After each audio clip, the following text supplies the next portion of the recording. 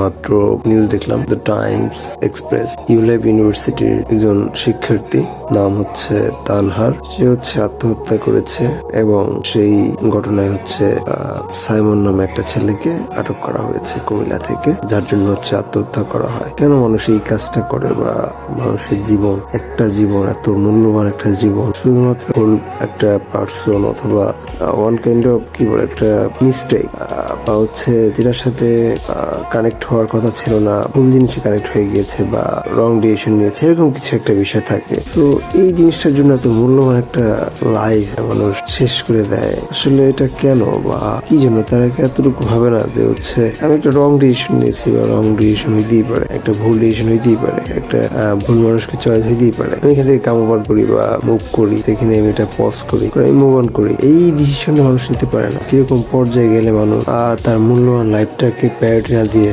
একটা ভুল পার্সনের উপর তার জীবনটা উৎসর্গ করে দেয়, এই জিনিস আমার মাথায় আসে না। বা সেটার যদি কোনো ধরনের আপনাদের হচ্ছে কোনো ধরনের ডিফিনেশন থাকে তাহলে কমেন্টস জানাতে পারে। ধন্যবাদ।